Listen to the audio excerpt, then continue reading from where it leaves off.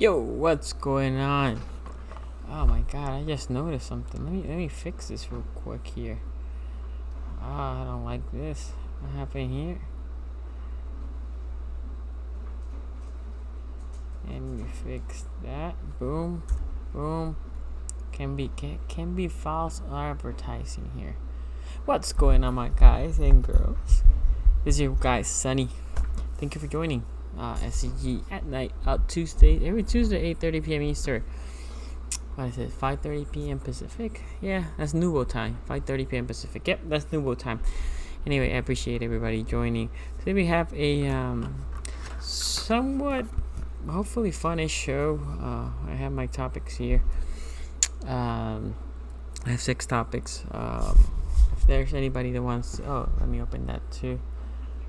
Call. I might take calls today. We'll see how it goes. This is what I need to do here. Okay. So number is 443-292-3. Let me repeat that again. 443-292-2337. It's 443-292-2337. Shout out to Garoon, Mary, Harry, and anybody else that is currently watching. I know we're in the off season.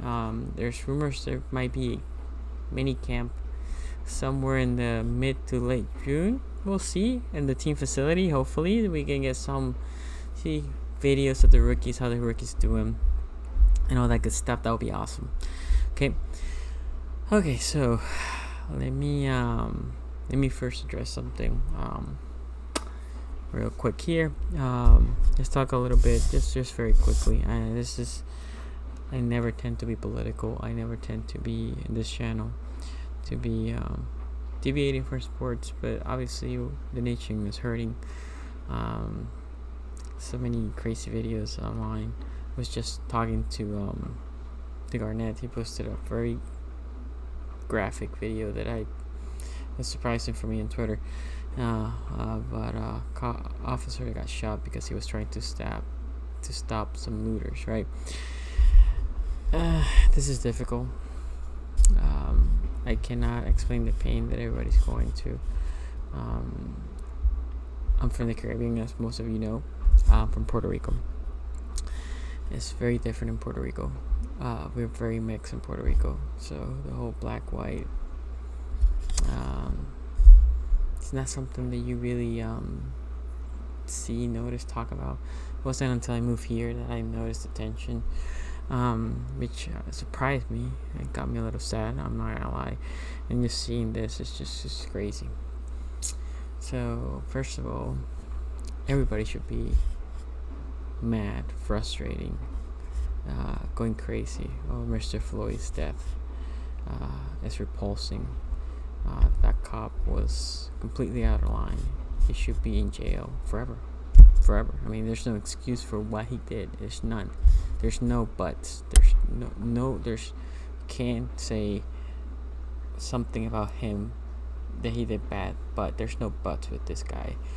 He's a scum, and he should rot in jail. That's it. Now, saying that, also the looting, the burning, it's not good, guys. It's just not. You're hurting your own community. Now, I did tweet a couple of things the past couple of days. I was proud of Baltimore. I would say. I embraced Baltimore. I embraced Maryland as my state, the state that I live. And I was proud. Peaceful protests throughout made me proud. And we need reform, and we need justice. And but I like what I saw from Baltimore. With all that being said, again, this is more serious topic. It's not to be enlightened or anything. Every minority has felt something at any given point. I know I dealt with it since I moved here. So this is not. I cannot put myself in the shoes of my brothers in the African American community, because I never gone through what they had gone through.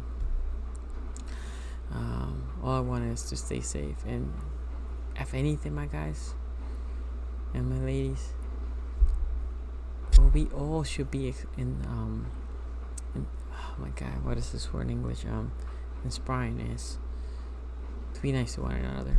That's it. Yeah, we trash talk for sports, right? It's all in fun and games.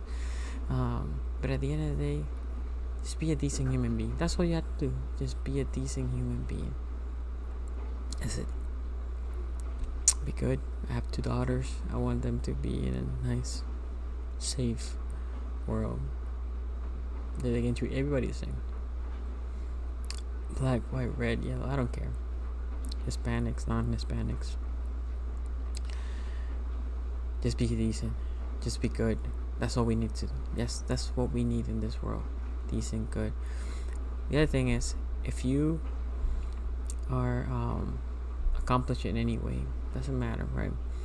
For those of you that don't know, I'm an engineer. I do outreach in minority communities. I go to schools for distance minorities. I invite you guys to do the same. That's why we need to start with kids.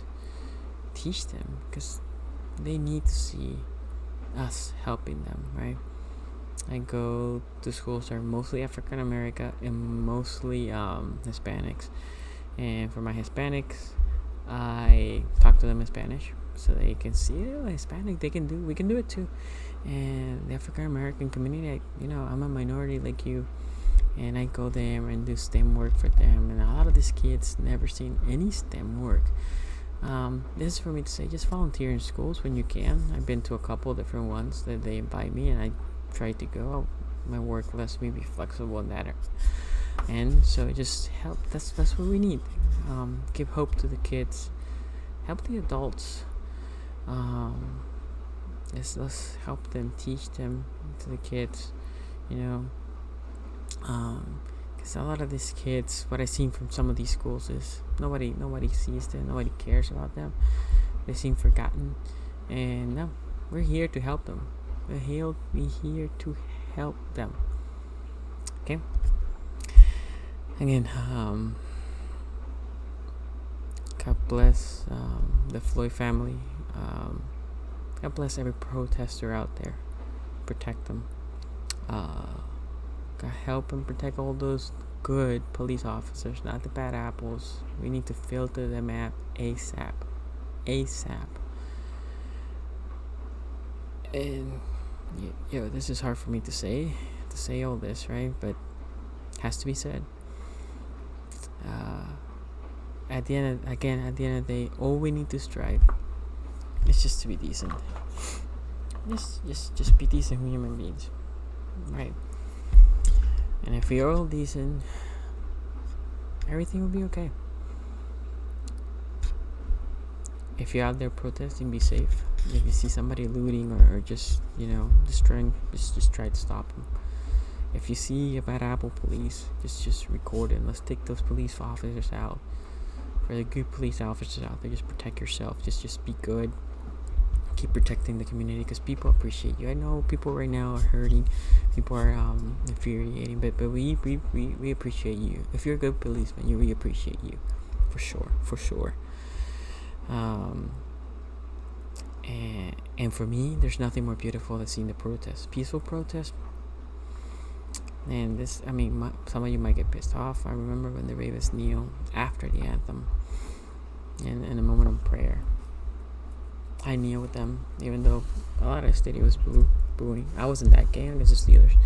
I kneel with them, and again, for me, there's nothing more beautiful than peaceful protest. I applaud it when it happens in Hong Kong. I applaud it when it happens here. First Amendment, freedom of speech, not destroying, not looting, but freedom of speech. Let's help each other. We'll get through this. Let's help each other. Be good people. And love each other, right? That's all. Respect different opinions. But bad things need to be called out. What happened over there in Minnesota was bad.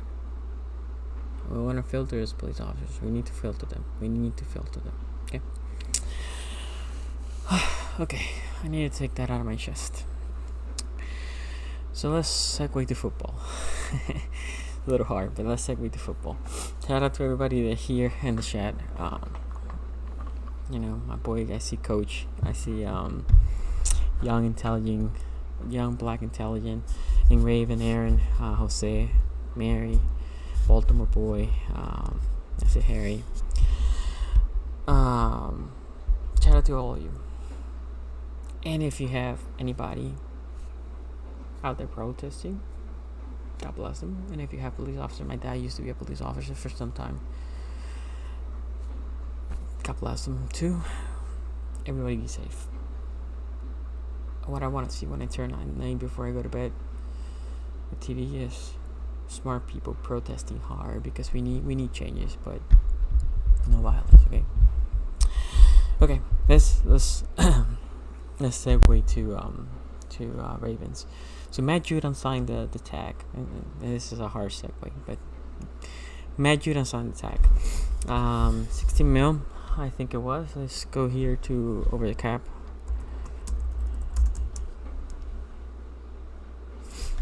Let's go here to over the cap Ravens to see Matt Judon. 16.9 is what they're saying. I thought it was a little bit lower than that, but he becomes the highest cap hit this year. If you think about it, Judon is the highest 16. Marcus Peters 13. Then you have Earl Thomas with 10. No. Where's the cap hit? With 15. Earl and Peters both get 15 cap hit, and then B will. It's all defense. Look at this. Look at all these. First, Judon 16, Peters 15, Earl Thomas 15, Brandon Will 14, Campbell 10, Tavon Young 8. Those are our highest paid. Then we get Nick Boyle for some reason. Nick Boyle's there, but whatever. Nick Boyle's there.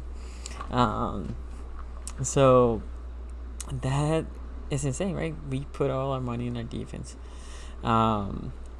So look, there's no way we trade in Judon now. I think it's too late. I think it also sends a bad precedent. I think this team, one of the beautiful things that this team has is how together they are, how they gel. It will be one thing if he leaves at the end of the year, or if you tag and trade him. At this point, where we are in the season, I doubt that we're gonna trade him. How much cap space we have? We have about 9 mil. That gives you enough money to sign a veteran. Might get cut. But nothing crazy. Look, Judon. I think Judon's gonna have a big year. I think Bowser's gonna have a sneaky year. I know Harbaugh called him too, but I think Bowser's gonna have a sneaky good year. So it'll be great if we can have both of those having a great year, and then Fergie and Perel McPhee on the other side. Fergie looked better as the year went up, and McPhee also was balling out until the injury happened, right? So I think the linebacking core is in a good shape. The outside backer, I think still the weakest position is the middle linebacker. We're gonna talk about Patrick Gaines later, but it's because they're rookies, right? Okay, now with Judon's tag, the other thing that comes, Stanley. Stanley this year, his cap number is 12.866. Okay? Stanley said that he doesn't care about money, but he also said that he wants to be compensated fairly. That tells me, it's beautiful how he put it, because what that tells me is I'm not here to break all the records, but that cat over there in Houston got 22 mil. I think it was, right? Council. I'm better than that dude. So I'm getting at least 23, right? 22 and a half, 23. Yeah, how about that? Yeah, he's getting that. He is getting that. So ideally, the best thing that can happen is if we sign him to a 5-year, what is it, 3, 6, 9, 12, 15, 120 mil, 5 years, 150, 120 mil, wherever the guarantee money is. You elevate the cap hit this year for Stanley maybe to 14 or 15, and you shade $1 million at the following years ahead. Okay, so I think the contract extension needs to happen, and we can just put that on the back end. Shout out to Deron. Shout out to Donnell. Thank you for joining the live stream. Okay, so I think the Stanley deal, I expect to happen before the season starts. That's what I want to happen, okay?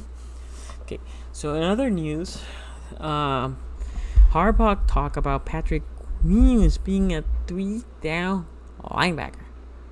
By the way, a segment that I have very soon, so stay tuned for this. Ravens logo was named one of the top 10 worst logos in the NFL. Okay, stay tuned for that. Patrick Queens, 3-down linebacker. And people are like, wow, can he be? Well, I think at the beginning he can't.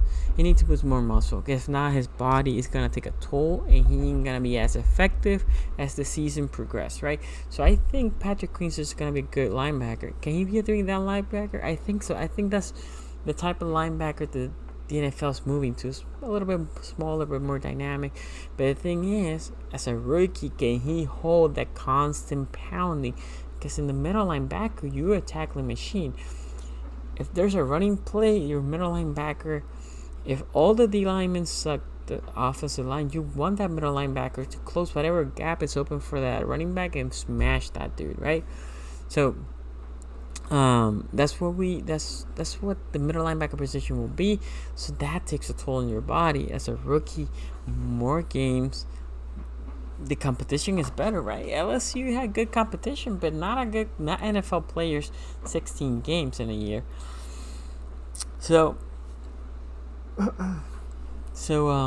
Patrick Queens, I think, could be, but I see him more as the season goes. I think at the beginning of the season, I expect him to rotate between him, Harrison, our dude over there, LJ4. That's three-headed rotation, right? Passing downs, obviously more Queens. But yeah, and also segueing to Tavon Young. If Tavon Young's healthy, there might be times that you just put Patrick Queens there as the middle linebacker by itself, and you put Jamie, Tavon, Humphrey, Peters, Clark, Earl. Yeah, 6 D-backs. 6 great D-backs, right? And then you have, 4 D linemen and Patrick Queens. In a passing situation, whew, man, that's scary. That's scary. Really good, talented D linemen flying, right? Looking for those turnovers, man. Whew. I'm telling you, we have a good defense this year. We have a good defense. So Tavon Young, somebody asked me the question, I think it was Vital on Twitter. Shout out to him. I don't know if he's here listening, but I know he tagged me, and I think he tagged me, Raven, and JF Serbiak. Oh, I'm always botching last names. Is Tavon Young gonna be healthy? Is there any concerns with him? I have concerns. I think the question was, will he be ready based on the injury? But the injury was neck up, right? So from leg, shoulder, for tackling, running, changing directions, right? Because when you blow your ACL, changing direction, Achilles, planting the foot, cutting, any shoulder, tackling. In the case of Tavon, it's neck up. So all that should be fine. Now, neck up, the problem is tackling, can you lunge, and all that. What worries me about Tavon is injury history. And that injury that he has, can it be potentially career ending? You don't want a bad hit and to happen to him, and then to happen to him what happened to the two from the Steelers. I'm blanking this name. Just here, right? Because that's just a sad story. Tavon Young is a great player, but I'm concerned. This is why bringing Jimmy Smith was so good, because at worst you keep 3 corners as is from last year. Peters, Jimmy on the outside, and Marlon, although I don't love it there, but in the slot. I think that's awesome. That's a great plan B. Plan A, obviously Tavon Young, and then Jimmy Smith comes in safety duties, comes in cornerback rotation.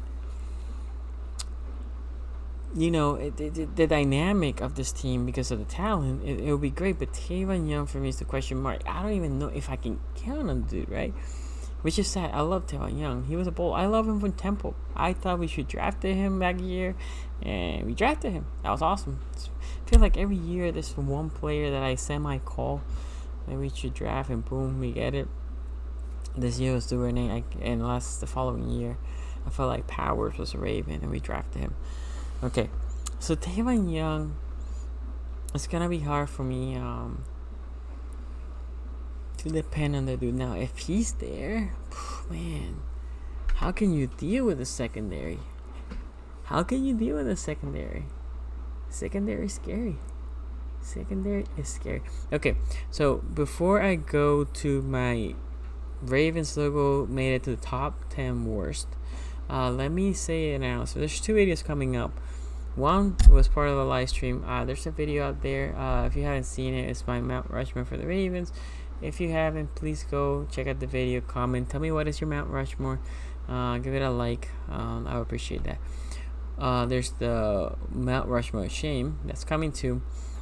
But some of you, I forgot who, gave me the idea to give my top 5 best Ravens plays of all time. So I'm working on that video, and I want to make it fun. There's editing stuff that I've been wanting to try, so I'm hoping to be able to try it. So stay tuned for that. I'm hoping to drop that next week. So the shame, the Wall of Shame, or the Mount Rushmore Shame is coming this week. The next week, my top 5 plays of all time for the Ravens. Should be beauty. Should be a thing of beauty. Okay. Saying that, the Ravens logo. Let me bring the article here, because I have it here somewhere. Ravens logo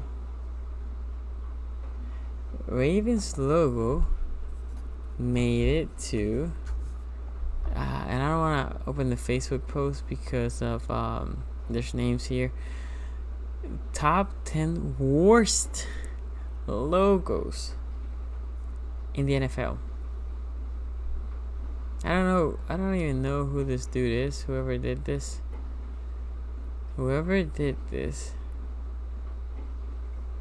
According to NBC Sports. Okay, good. Let me tell you the top. I'm gonna read what they said. But the Ravens made it 10, which is stupid. Cardinals made it 9. I think the Cardinals logo is decent. Miami logo I don't like. I like their unis, but I don't like their logo. So they're 8th. Vegas Raiders 7th. I don't know about that one either. Cowboys 6th. I endorse that one. And I think that he's on point. Congratulations. It's a star. Yeah, that's exactly what the logo is. Okay. The Chargers logo made it. I don't know. I like the lightning or the bolt. The Bears. Okay, that I don't like to see. Just to see. I don't like that one either. New York Jets. I don't like that one either. Never liked it. The Colts. I don't understand what's the problem with the Colts logo. Could they be more creative? Sure. And I agree with number 1, the Browns, because they don't have a logo. They just have a helmet. Okay, let's talk about the reason he put us at 10. The purple is probably one of the coolest colors in the NFL, but the logo doesn't do it any justice. What is this dude talking about? Too much is going on, and the gold doesn't really benefit in any way. Look, the gold is an accent in our uniform. It's just an accent. We're the purple and black, and the gold is just an accent. Come on, be better, NBC Sports.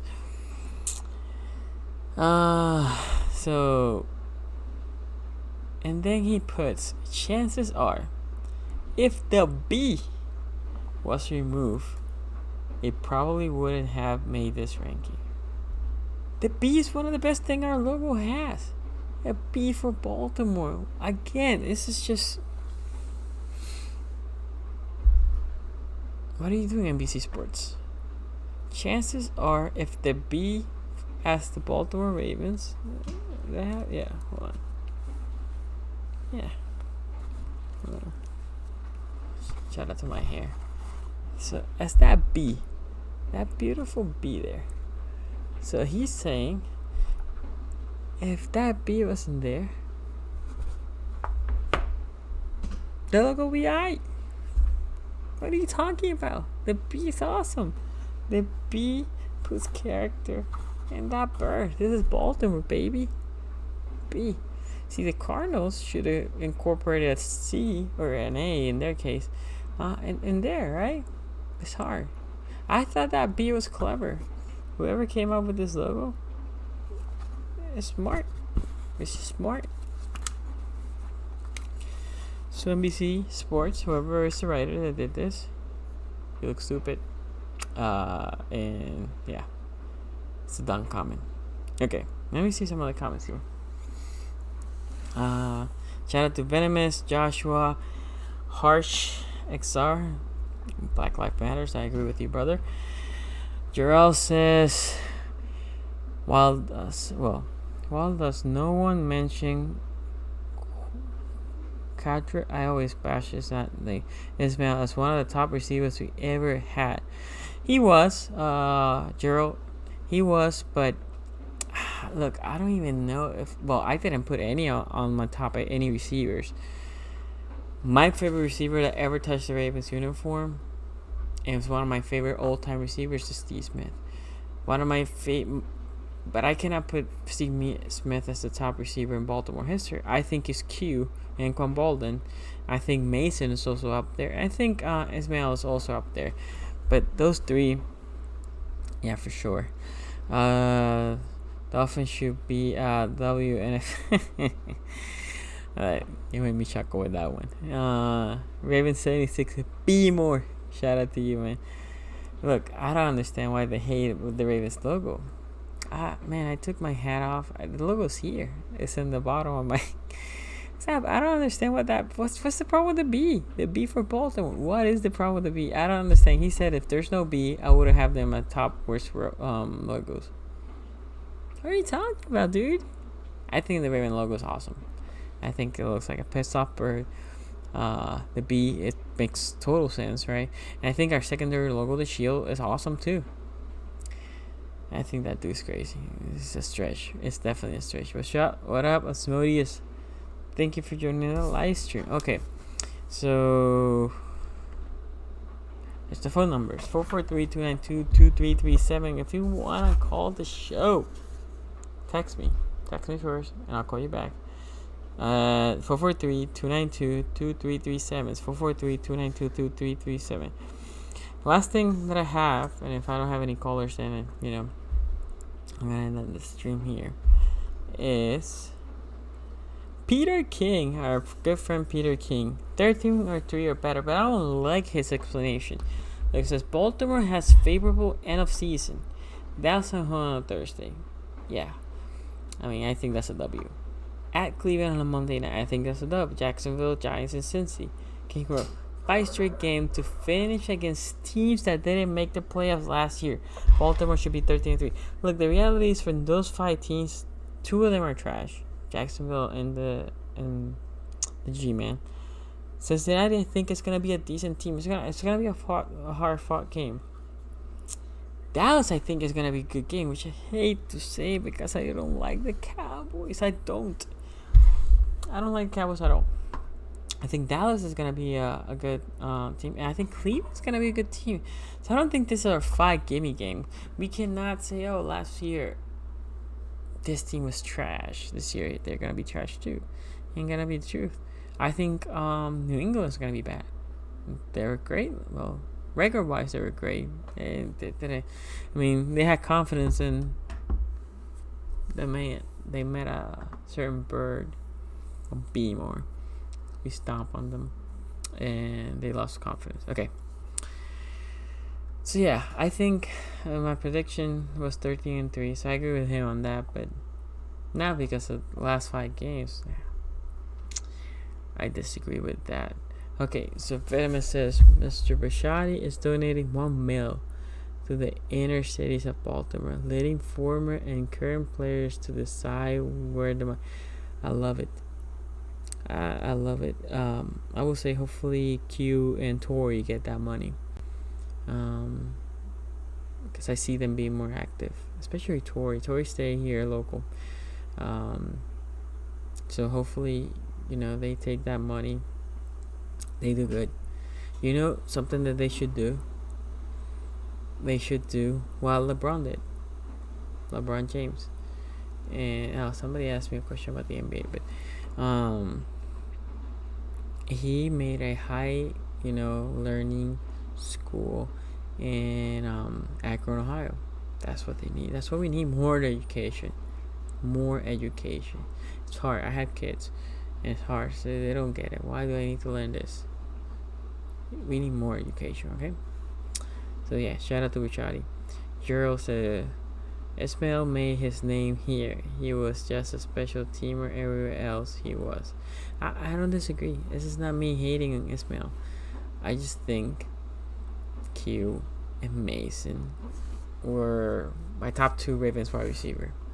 Not my favorite wide receiver again, but and I love Torrey Smith. If you ask me favorite wide receiver, I would say Steve Smith, Q, Torrey. Right, but Torrey was only 4 years. So anyway, so yeah, somebody asked me about the NBA. Thoughts on NBA going into NFL season. I think it's bad for them if the NFL is on. It's not gonna be good. It's just not. It's just dumb. It's dumb for the NBA to do that. So hold on. I think the NBA, which I love, is dumb. I think the baseball's doing dumb too, because they should be starting the season, but it is what it is. Hey, Sonny, what's up? Hey, Johnny, what up, man? How you doing? How you doing, man? Good, brother. It's going. How you feeling? How you feeling today? I'm feeling good, man. About to go into work right now, but I just wanted to call, man, and just give my I don't know. I just feel like the media, which we all know, the media keep trying to play Lamar. It seems like they keep putting Lamar against rookies. Talking about Lamar versus Tua. It was a couple of weeks ago. Lamar versus Burrow, and I'm like, man, why? I don't get it. What's your take on that, bro? I really don't understand why Lamar gets so disrespected. Lamar was an MVP year 2, as was Patrick Mahomes, right? Patrick Mahomes didn't get as disrespected because he looks apart, right? Meaning he is a more prototypical quarterback that makes amazing throws. There's just no bashing on Mahomes. He should be praised. Wow. But Lamar should be praised too. He just does it differently. But he's a problem. Lamar is a problem. A real problem. And that's the thing I don't understand. He was an MVP last year, unanimous, for a reason. So, you know what? I love that they hate him, though. Because I'm hoping Lamar just saves all that. Because Lamar, I had this feeling like he's like Jordan, right? He takes all these people talking crap, and last year he demonstrated me when he said not bad for a running back, right? So he infuse him because he's listening. I want him to go ahead and win a second straight MVP and say, yeah, what are you gonna talk about it now? Who are you gonna compare me? But you can't compare him to nobody. That's my thing, and I don't think you know, but. In one of the comments, man, I put Lamar numbers really similar to. I can't find them. I want to find it. I put it in real similar to what Lamar had, like probably a month before the season, watching your show. But my next thing is really just the defense, man. I'm a defensive person, so I like to just talk defense. Me too. And so we got Queen, and I heard you talking about my man. Tavon, what is it? Tavon Young? Yeah, Tavon Young. That's my favorite Raven, yo. He's certain Ravens that literally personify, how the Ravens are. Mm-hmm. And he's one of them. Mm-hmm. And I think I came in a little late, you talking about him, but all I know, if we get him and everybody healthy through the whole year, I won't say you could give us the chip. Put it like this: I was pissed off. I was pissed off at you and Nubo because y'all was guaranteeing us the championship last year, I'm big on jinxes. I'm big. Yeah, yeah, I So, got but you. either or, what you think of my man? What you think of the D back Look, and the new D lineman we got? Tavon Young is top 3 slot defensive back. He is Yeah. great. So who you will have over him? But I need him to stay healthy. You know, and I agree with you because he's a bulldog. Look, he did it since he was in Temple, and when we got him, I'm like, dude, this guy can be like Webby because I love Webby. I had Webby's, I still have Webby's jersey. Love Webby, and Webby went through this period that he got injured a lot. I'm hoping that's not Tavon. I'm hoping he turns the corner. What I'm scared with him is the injury that he had. It's one of those injuries that it's not gonna affect you cutting, like I was saying, but it's a neck injury, and it's one of those injuries that a bad hit can just, destroy your career. So I'm hoping that doesn't happen to Tavon. I'm hoping if he's healthy. Look, if he's healthy, in your normal set, you have Peters, Humphrey, and Tavon there. That's just spectacular. And you still have Jimmy Smith there when somebody needs a breather. I mean, it's insane. The depth that we have is insane. It's awesome. So, look, if Jimmy is ready, if Tavon is ready and healthy, it's not only gonna help that. It's gonna help Kelly S. Campbell. It's gonna help Wolf. It's gonna help B. Will because we're gonna get coverage sacks, right? It's gonna help Judon to make more money next year. It's gonna help Fergie and the rest. So, dude. Our secondary is just scary. It's stupid. That's real. It's stupid. Stupid good. Yeah, bro. I appreciate you, man. I just wanted to call in, man. Keep on going. Keep on representing Raven Nation, man. I'm still listening. Peace, bro. Thanks for accepting the call. No problem, man. Take care. Peace. Okay, so let me call the next person here.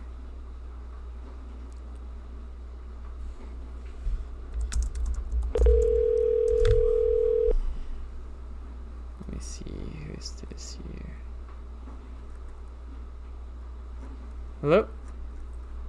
Yo, what's up, man? Yo, Asmodeus. What up, brother? How you doing? I'm going, man. It's been a tough week. I'm not gonna lie, but I'm going. How about you? How's work? I'm going. I know, man. I'm hoping we have mini camp in the next week or so, or in the next 2 weeks, because I need to get back some of this. We need to open back, and I want to see football, man. I want to see football. Yeah, man, that'd be super nice. But tell me what's in your mind? What's on my mind?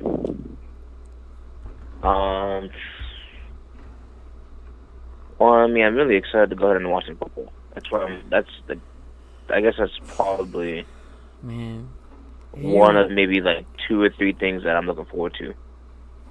Yeah, can you imagine no football? I don't want to imagine. That's a sad life. You're saying a sad life without football? Or? Yes, without football. We need football. Okay, just gotta make sure. Yeah, no. We need football. I love football, man. Football's an escape for me. I was saying in 2-3 weeks if there's minicamp, because I want to see how Patrick Queen is looking in the minicamp. It's just minicamp, but it's cool to see how the rookies are adjusting, how Duvernay, how J.K. Dobbins is adjusting to the backfield. If there's gonna be a minute, somebody that is gonna be out of the rotation, that is, so the story starts building, which is so fun, right? I'm ready, man. I wish football start tomorrow. Yeah, definitely, man. But so I gotta double check. So is it minicamp that they open up to the public, or is that training camp? Training camp was the one that they opened to the public. I doubt that will happen this year. Okay. I mean, we're thinking maybe the season without fans, especially the beginning. So if that's the case, I think preseason will be empty. and mini camp or training camp will be empty. Mini camp is just for media, and the players. Cause I think it's like a 3-day thing or 4. It's not much. Okay. I went last year to training camp. That was fun. Yeah, I meant to go ahead and go to one of those, but I just never was able to go and make it. Sadly, but I mean, hopefully they're able to go and at least have the games open up to the public. Oh yeah, man. Cause that'd be awesome if I can go to one of those games. I would like to go to the opener against the Clowns. I was there last year when they beat us, so I need my revenge. Yeah, when they beat us last year, it just so happened to be my birthday.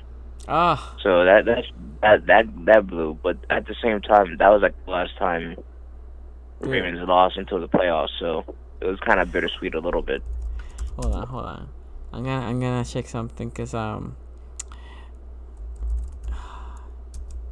on, because if I remember correctly, yes. So the Ravens Titans game was the day before my birthday. I was sad on my birthday. I was very sad. Yikes. I was very, very sad. My birthday is 12th January. That was the 11th. I sucked. I'm guessing you drank a lot. Oh man, well, I was with my daughter, so they were doing the best to cheer me up. So, yeah. But it was sad. I was sad. The next day it was it didn't feel like if we would have won, it would have been one of the greatest birthdays. Because now we were preparing for the next for KC. But man, so. Yeah. Well, I mean, there's something that was going on in my head. So I want to talk about Judon. Whether or not you think that he's going to be getting a long-term deal, or if it's just going to be playing off the franchise tag. I think he's going to play on the franchise tag. I think they're especially right now. They might let him play in the franchise tag, and then they might next year say, "This is how much we can offer you, and if not, you can walk." Almost like Seattle's doing to Clowney, right? I think this year they're gonna let him play with the fresh. I think Stanley gets done before him. I thought Clowney was a free agent. He's on the franchise tag? No. He's not. He was last year. Okay, you're talking about last year. Okay. But this year, what I'm saying is, it could be similar. Then next year we come like Seattle's doing this year with Clowney, is saying here's a contract. If Jordan said no, that's too little, then we say okay, try to find a suitor that can give you the money you want, and thank you, man. Yeah, that sounds pretty solid. I think that makes sense. But I think this year he plays on the franchise tag. I don't expect him to hold out because he signed the franchise tag. Usually players don't sign the franchise tag until later in the year. That way, if they don't go to mini camp or they don't go to training camp, they don't get fined because in theory they don't have a contract. The Ravens could resign that contract. But he did sign it, so he's part of the Ravens flock next year. So I think he will go to any camp, any training that we have scheduled. Yeah. Do you think well, like I said, I'm gonna open up this question a little more, and I think it's gonna be the last one. But between Vonnie Stanley, like the big contracts coming up, Vonnie Stanley, Humphrey, Andrews, and then I'm missing other people.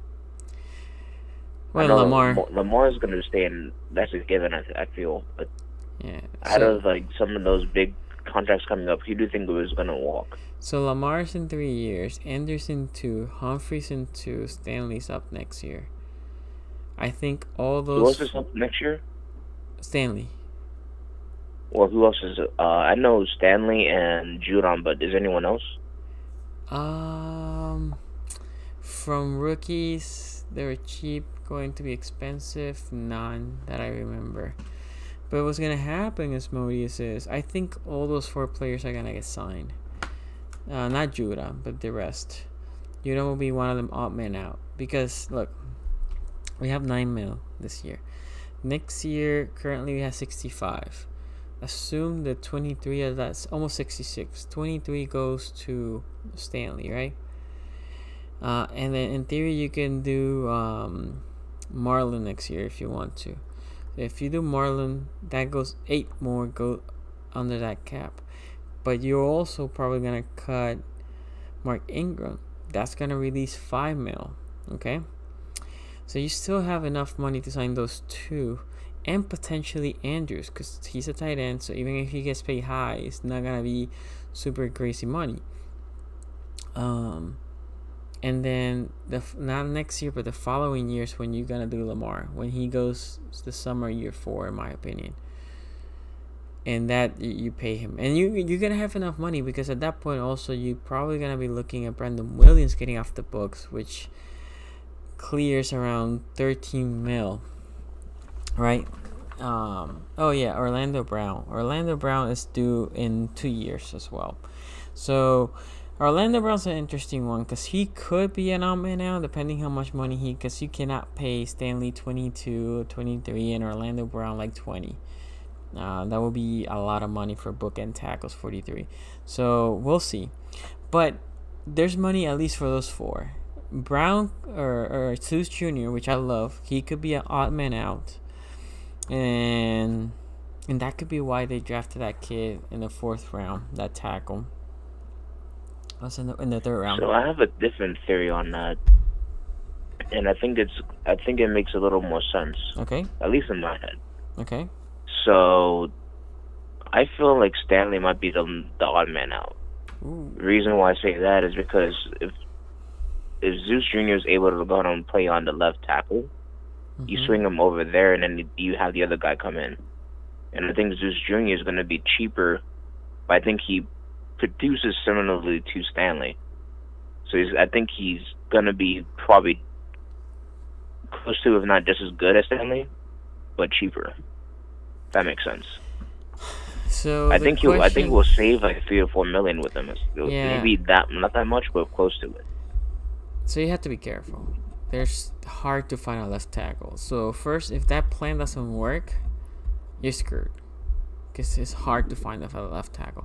Second, a left tackle usually are lighter and quicker, and our right tackles are heavier.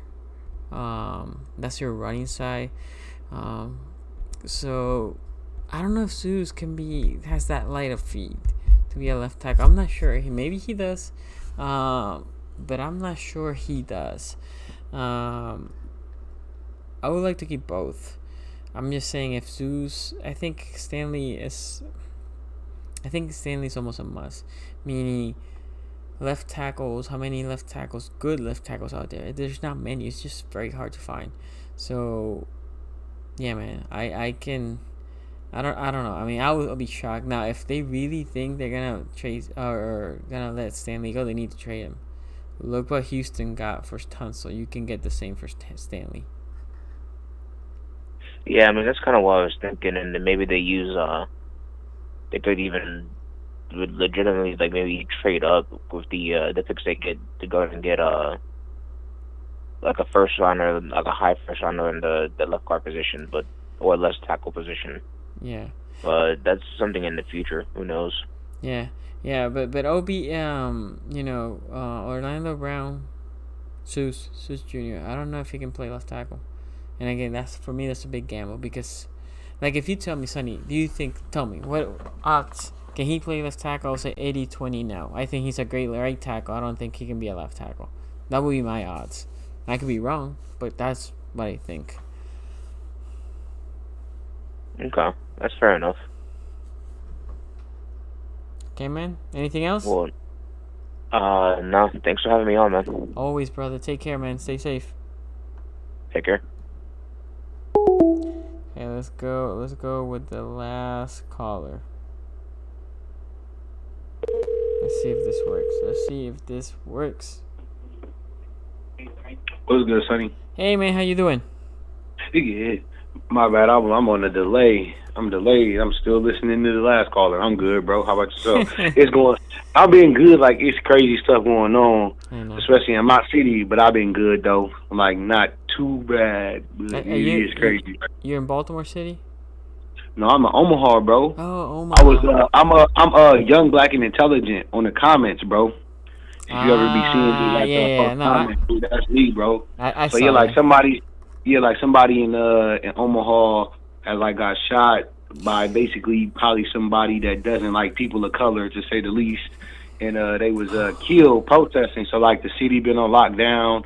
A lot of people been upset, like on social media. Stay A safe, lot of bro. people, like for the Omaha people, they've been seeing like a lot of negative messages, a lot of racist stuff.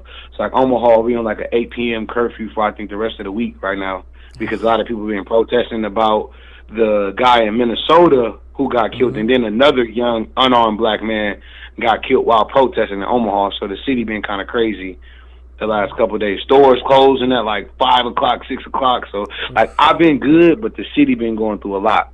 People man. sad and mad because the dude who killed him got off. Like he got out of the jail like the next day, no charges, no nothing. Oh wow, no charges. That's No charges, no crazy, nothing. man. Concealed and carry license was expired and all that. So it's like What? it's just another situation where like the system is letting black people and or people of color, Native Americans, Mexicans, Hispanics, all of those groups, they kind of leaving us out to hang, because we all know if it was the other way around, you would not be getting out of jail the next day, you know what I'm saying, and have no criminal charges brought against you for shooting somebody. Because Omaha is not even a open carry state. It's not even open carry here, Nebraska. So like, wow. it's just that privilege. Wait, but you stay safe, bro. You stay safe. Oh yeah, I'm staying safe. A lot of people been protesting and stuff. I don't even got the energy for it, man. I'm just like, I'm I'm happy just with stay that in the too. house. I will say, like I said earlier today, for me it's beautiful. The peaceful protests and people need to start listening. And I don't like the looting. I don't like the burning. That's not. Yeah. I hate that. But the Yeah. peaceful protests, like I said earlier, I retweeted a couple of marches. I think first of all, it's your First Amendment right, and second of all, it's powerful for me at least. This is powerful, and I respect that, and I love it. I personally love it, and like I said earlier, for those of you, I started the show with that.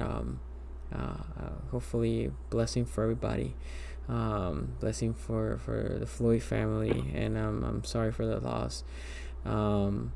Blessing for every good cop that we have out there, and we need to filter those bad cops. We need to take those bad cops out of them, because there's a lot of good cops, but there's also some bad apples that we need to take out. We need to change that system. We need to filter them, and what happened in Minnesota is repulsing. I mean, it's just horrible with the cop and Floyd. It's no. And it's like that stuff goes on a lot though too, Sonny. It's not just him. I know, but that's what I'm saying. We need to. And that's like the biggest problem, Look, one of the things, and not to get too political here, but one of the things I think it should be a must is the whole body cam. That we got some movement when Ferguson happened and Baltimore and. Right. The body cam, I think, is a must for every single cop. I think it should be. This is the reason. It protects both. It protects the cop. It protects the citizen.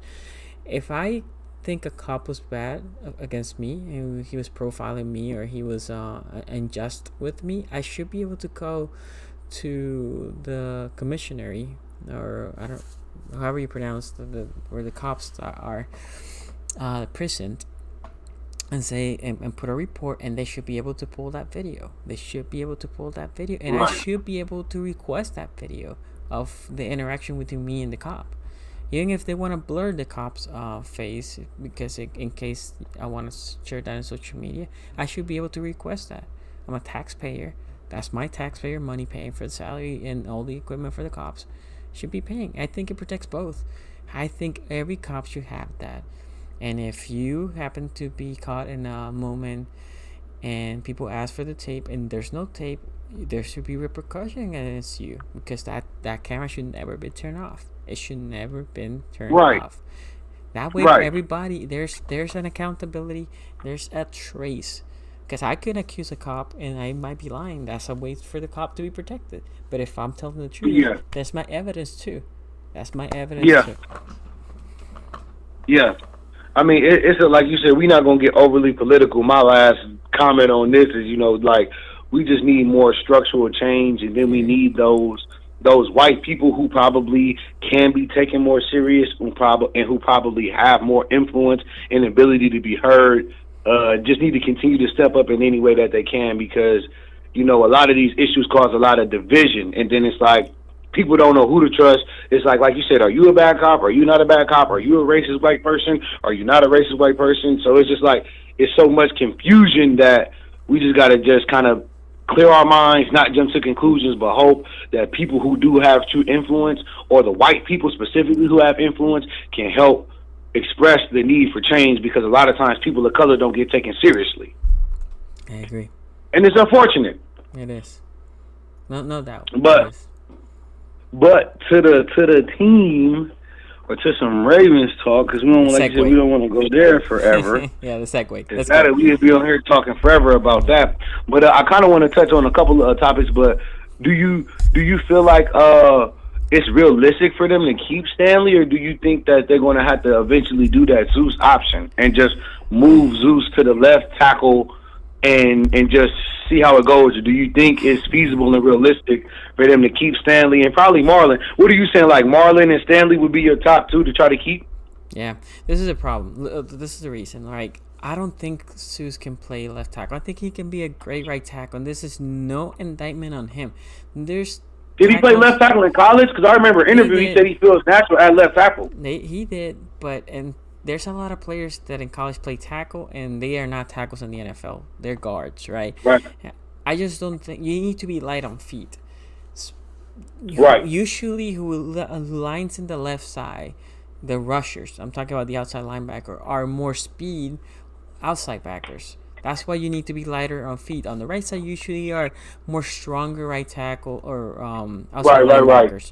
Right. I think Zeus is massive, so it's hard to go around him, but good to elite. How much heavier is Zeus compared to Stanley? Do you know? How much heavier? I don't know. He looks bigger, but I don't know how much bigger. Yeah, he do look bigger. I was just wondering if you knew how much. Yeah, I don't. But he definitely does look bigger, though. He does, but this is more than. It's not necessarily bigger. It's how they move. Like even in the snap, if you go watch coach's tape, how Zeus move in the right tackle position, he doesn't move as quick, which is fine. The problem with having somebody not as good as Stanley on the left tackle, when Lamar's sitting there in the pocket, you don't want him to take that blindside shot. Right, Lamar's slippery, but that is the one place that he ain't seen. If Zeus gets beat, which it doesn't happen often, but if he gets beat, Lamar's watching, right? That's his side. He can watch him in peripheral vision. The left side, he has the back on the left side. So Stanley, for me, is pretty much a must. Now, if because obviously they see Zeus in practice, they know more than me. I'm just saying for what I watch on tape. But if they think Zeus, and they're willing to take that risk of putting Zeus on the left side, then they need to trade Stanley, because we saw the compensation that Houston got for Tunsil. Tunsil ain't as good as Stanley, so if we can get 2 firsts for Stanley, that would be great. Now, I would prefer to keep him. I think Stanley is a cornerstone. He's still young. I think he's 25. So if you sign him, he's here for.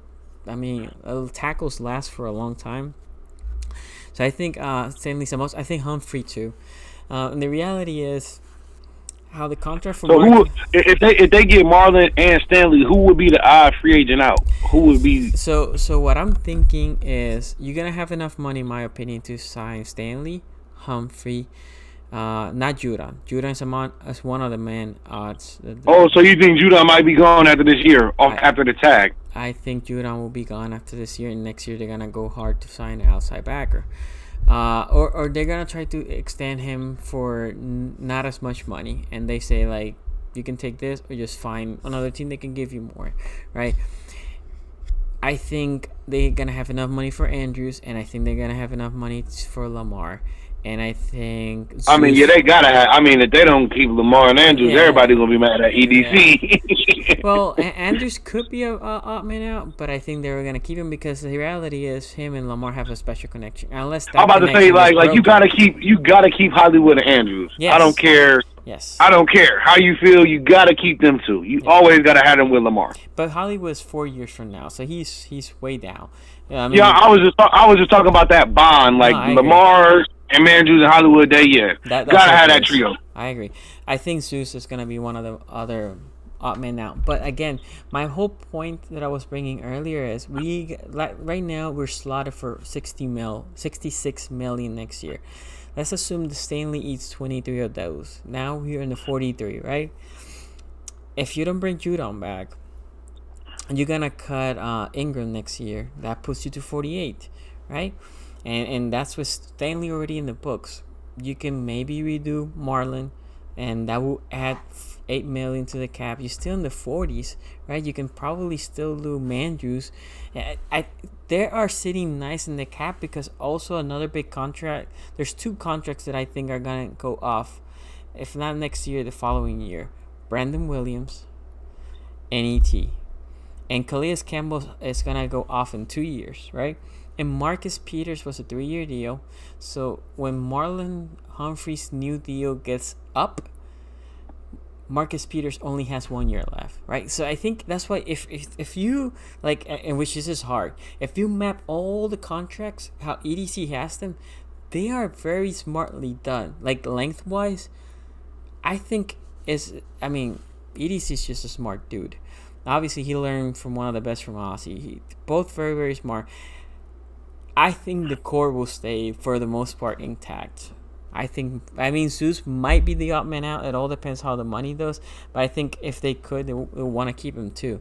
And then just go cheap on guards. Maybe, if you think about it, Skur's not going to be here. But when Bozeman goes up, then might let him go. And then just try to figure out guards that are adequate. And just plug them in and keep moving the chips. And then, speaking of guards, you think Flukener got a shot to compete for a starting position? DJ, yeah, DJ is a pretty good guard, but he needs to show up. Meaning, if he is as good as, for example, as Powers, like all said and done, they both compete, and then you rate them, and you're like, well, Powers and Fluker are for me the same. Similar, right? You cut Fluker because Powers, you have him for cheap for 3 years. Fluker is gonna be out after this year, right? Now, if he's better, which is what I'm thinking, I think the line will look Fluker on the right guard. On the left guard position, we're gonna have probably, in my opinion, Powers, and then Bozeman's gonna compete for the center with Skur. Skur's not ready. I think Makar is gonna be one of the odd man out. Feel like they're on the O line. I think he will be one of the odd men out, and I think the kid that we just drafted from Michigan, and the kid that we drafted from Mississippi State, the tackle that they want him to play guard, one of those two, it's gonna be amazingly in the IR for the rest of the year, and they're gonna show him for the following year, and whoever's the better of the two, they're gonna be there as a backup guard. How do you feel about people saying like Lamar makes Stanley look better than he really is? Like saying Stanley's good, but do you think the Ravens or the GMs or the front office will ever be thinking like we not about to try to overpay Stanley because we know Lamar makes the linemen, makes the running backs with his elusiveness and his escapability better? Or do you real life think Stanley is that staple, that top 5, top 3 left tackle in the league? Yeah, so Stanley's coming from an All-Pro year, and I understand what you're saying. The reality is Stanley, on passing situations, he doesn't let his man go around. Even from his rookie year, he looked good. Obviously not as good as now, but you can see the progression year 2. And this is when Flacco was there, right? And now in year 3, and then last year in year 4. Right, but year 3, when she split time with Flacco and Lamar, he was looking great. Stanley plays hurt a lot, which I don't like, because if you're playing hurt, that means you're soon to be injured. That's how I look at it. But even with her, he plays great, man. And it's like I said, my problem is it's so hard to find a good left tackle, not even elite, which I think Stanley is. It's just hard to find a good left tackle that if you gamble and you don't hit, left tackles are almost as hard as quarterbacks. That's why Houston paid 2 first rounds for one that is not as good as Stanley. Right. Let me ask you this, and not to take up too much of the call, man, but go ahead. I know in the past you've been hard on our boy Hollywood, but I know you've been seeing him working. So what you think we gonna see from Hollywood? I think Hollywood gonna shut all y'all up, which y'all did have a right to, but Hollywood had a right to run out of bounds too because he was hurt. But I think we're gonna see like the real Hollywood this year. What are you thinking? And do you think we go and get that vet receiver? If so, do you have like some candidates in mind, or do you think we just hold tight with Hollywood, the two rookies, and Snead and you know who I'm thinking about, Boykins? So you think we hold pat, or you think we go and get that vet? And then what you think about Hollywood? Because I know you've been seeing them bulking up and putting a lot of work in this offseason. So I went back as something, I don't know how much I talk about this in the show, but went back and watched almost all Ravens games last year. Almost all. The game that I haven't been able to watch, I still haven't, is the Titans game. I was there live, but I haven't been able to watch it. So, Hollywood, the only thing that he did bad last year was, as soon as he got the ball, he tucked a ball. As soon as he got the ball, and anybody was near him. Now, I understand that he was injured. Dude, he looks good.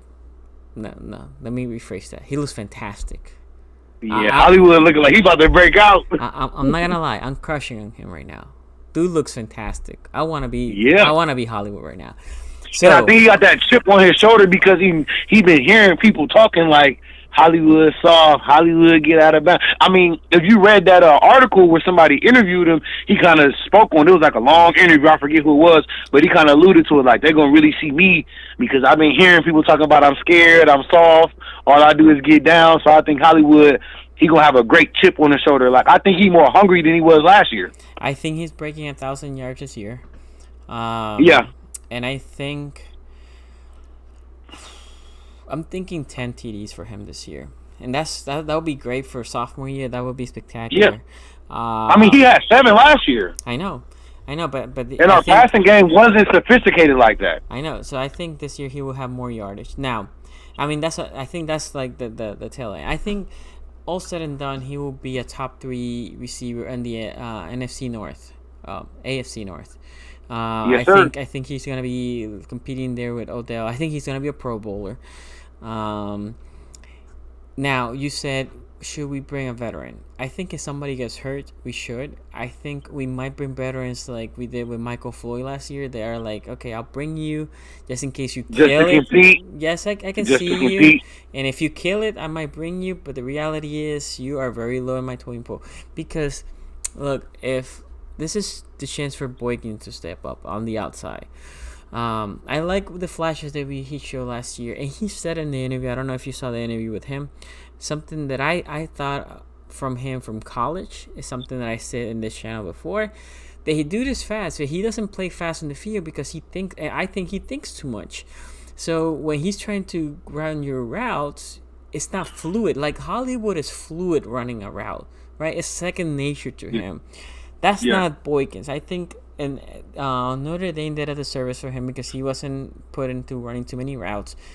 As he develops the route and he feels more comfortable, his speed will come naturally. But the dude has good hands and he's a fighter. And then his ability to block is second to none as a receiver. That helps him for you to be on the field, because in a running down you can be there because you can block the hell out of your guy.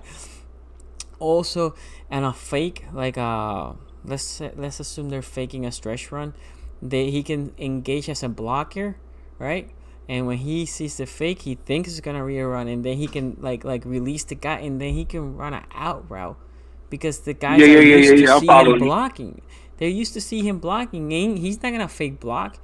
And now he's open for Lamar to hit a dime over there in the outside. So I think I can see Boykin stepping up. Obviously, he needs to have a good offseason. I know he was going this week to Florida to practice with Lamar. And look, he should be in Florida practicing with Lamar. He needs to get in sync with him. I think Snead will have a Snead year, right? He's a shea mover. I'm excited to see. I think one of these two rookies are also gonna, not both, just one of them is gonna have a good year. Either Prochet. Obviously, I love Duvernay. Prochet's a dog, man. He's a bulldog. He is a bulldog. Which one can do the punt return and kick return? One of them is a potential for kick return and punt return. Duvernay has done return. I think Prochet did too. Yeah. But Yeah, I think one of them mentioned like the coaches were saying they're going to be competing for kick return, punt return, special teams. One of them should. Because I think one of them has history doing that in college too. Yeah, Duvernay has. I forgot if Crochet did, but Duvernay should, because I don't want to see Deontay Thomas. He's gonna take a spot for just returning. Nah, put one of the rookies, put one of the kids there, let them do their thing. Look, this team looks special. I like the two kids. That's for the receiver. Like I said, they're gonna probably bring a veteran, but I couldn't give you a name because I don't think it will make a team, unless it's just they make a trade for a big time guy. But I don't think it will happen. Yeah, I got one more question, but on just one last comment on Miles Boykins, like how much I feel like it's on Miles, but I also feel like it's on Giro to like scheming into the scheme. Like I feel like sometimes, like, you know what I'm saying? Like, okay, we got a big wide out. It's 3rd and 3. We know we going to Miles on the slant if they're available. Not like over forcing it, but if you feel what I'm saying, just scheme him into the offense. I feel like sometimes Giro kind of allowed him to get lost because he wasn't scheming him in the offense. Where it's like you see other receivers, it's like if I'm watching, and I'm not putting Miles Boykins on this level at all, but he's a bigger size receiver. So if we looking at DeAndre Hopkins or other larger receivers, you know you can scheme them a slant. You can scheme them a curl or an in route and just let them just throw him a 50-50 ball or give him a shot. Like, I feel like too often we were conservative and not giving Boykins chances to make plays. How do you feel about that? I mean, you're not wrong, but the reality of last year, he was like the 5th receiver in the totem pole. This year, he has the chance to be the 3rd weapon. He ain't gonna be the first. I think Hollywood will be the first. Mark Andrews will be the 2nd, and Boykins will be the 3rd if he takes command of that. And I think that will help him, right? That will help to get more schemes for him. Last year, he wasn't there because he wasn't trusted. I think this year, if he puts the work, I think he will. He's a big receiver. He has good hands, and they can definitely work on a curl. He can definitely work on a slant. That's a pretty basic route that he can probably just sink that foot and cut, and then he can use the speed. And that's why I said he needs to work with Lamar, because even if you scheme him, think about it. Lamar's gonna look for his boys first, Hollywood and Andrews. But if Boykins develops that connection with Lamar, now Lamar's gonna start looking into him, right? So I think I'm expecting it. Look, if you hear his interview, look like he is hungry, and he said all the right things. And Boykins is not this fiery guy, right? Hollywood's not either, which is fine, right? But you can see them. You can see that they're both like we want to get after this. Right. All right, last question. How do you think the backfield is going to end up? What you think? Do you think J.K. will end up working his way into that 2nd or 3rd back, or do you think we're going to see a lot of Ingram and Justice and Gus? Or do you think J.K. is going to have a major impact and end up being that 2nd or 3rd back in the rotation? And if so, who do you think would be that odd back out between the 4? Because, I mean, I feel like they can rotate 3 and probably have the 2 primary, but do you think J.K. will be able to push himself up to get in that rotation? And if so, who's that odd man out? Yeah, oh man, and this is such a good question. I think, first of all, there's a possibility they keep all 4 running backs, and they go to a 2 quarterback like we have done in the past, and then to keep 1 in practice squad. I think, first of all, let me say this too. I think the NFL should expand the roster for 1 year for this year because of the whole COVID, right? Right. But if they don't, assuming it's just 53, I think you're going to have... I think J.K. was the 2nd round pick, and they're going to push for him to be the dog because next year, like I said, Mark Ingram ain't coming back. And I love Mark Ingram, but he's not coming back. You're going to save that money because you have a lot of people there you're going to sign. And I think you should try to keep Gus because I love how Gus runs. He runs with a purpose. And Hill hasn't shown me enough, but still, it's too early to give up on him. So look, for me right now, you're going to keep all 4 running backs unless one of them, again, gets a phantom injury and you shove them for a year. But as of right now, if you tell me, I think you keep all 4. And I think for the most part, it's going to be J.K.